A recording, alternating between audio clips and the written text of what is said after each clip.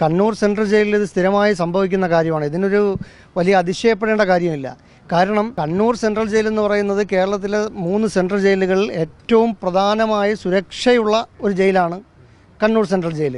ഈ Kannur central jail പ്രവർത്തിക്കുന്നത് jail വകുപ്പിൻ്റെ നിയന്ത്രണത്തിലാണ് എന്ന് നിയമം മാത്രമേ പറയുന്നുള്ളൂ.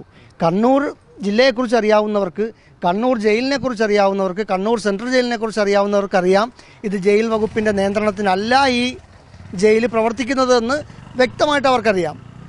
പൊതുപ്രവർത്തകർക്കും രാഷ്ട്രീയക്കാർക്കും നാട്ടുകാർക്കും എല്ലാവർക്കും അറിയാവുന്നതാണ് കണ്ണൂർ ജയിൽ പ്രവർത്തിക്കുന്നത് മറ്റൊരു സിസ്റ്റത്തിൻ്റെ പിന്നിലാണ്. കാരണം കണ്ണൂർ ജയിലിലെ സൂപ്രണ്ടിൻ്റെ റൂമിൽ പോലും, സെല്ലുകളിൽ ഉൾപ്പെടെ സൂപ്രണ്ട് റൂമിൽ പോലും ഒരു പാർട്ടിയുടെ നേതാക്കന്മാരുടെ, കേരളത്തിൽ അറിയപ്പെടാത്ത യൂറോപ്പിലും ലണ്ടനിലും യൂഗോസ്ലോവാക്യയിലൊക്കെ അറിയുന്ന നേതാക്കന്മാരുടെ ചിത്രങ്ങളാണ് ഓരോ സെല്ലുകളിലും വെച്ചേക്കുന്നത്. അപ്പോൾ തന്നെ അറിയാം ഇത് ഏത് സിസ്റ്റത്തിൽ കൂടി പ്രവർത്തിക്കുന്ന ഒരു ജയിലാണെന്ന്.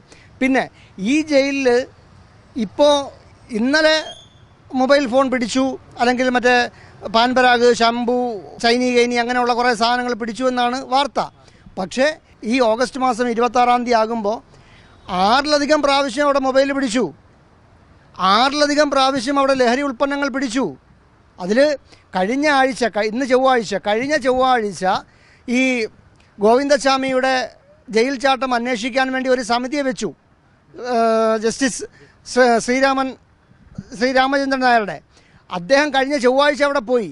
കഴിഞ്ഞ ചൊവ്വാഴ്ച അദ്ദേഹം പോയി തിരിച്ചു വന്നപ്പോൾ രാത്രി 7 മണിക്ക് സെല്ലുകളിൽ നിന്നും നിരവധി മൊബൈൽ ഫോണുകൾ പിടിച്ചു. സെല്ലുകളിൽ കോൺക്രീറ്റ് സെല്ലിനകത്ത്, അതായത് സെല്ല് തുരന്നിട്ട് ഹോളിട്ടിട്ട് ആ സെല്ലിനകത്ത് മൊബൈൽ വെച്ചിട്ട് ആ സെല്ലിനെ ചുണ്ണാമ്പ് കൊണ്ടിങ്ങനെ മൂടിയിരിക്കുകയാണ്. ഒരു മനുഷ്യർക്കും തിരിച്ചറിയാൻ പറ്റില്ല. അവിടെ നിന്നാണ് മൊബൈൽ പിടിച്ചത്.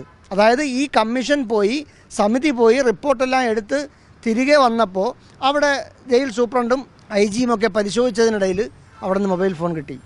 ഈ മൊബൈൽ ഫോൺ കിട്ടുക, ലഹരി പദാർത്ഥങ്ങൾ പിടിക്കുക എന്ന് പറയുന്നത് അവിടുത്തെ നിത്യ സംഭവമാണ്. അതിൽ ഒരു കാര്യങ്ങളും അതിൽ അത്ഭുതപ്പെടാനായിട്ട് ഒന്നുമില്ല. കാരണം ഒരു കൈയില്ലാത്ത ഗോവിന്ദസ്വാമിക്ക് പോലും സുഖമായി ജയിൽ ചാടാൻ പറ്റുന്ന ഒരു സംവിധാനമുള്ള ഏക ജയിൽ കണ്ണൂർ സെൻട്രൽ ജയിലാണ്.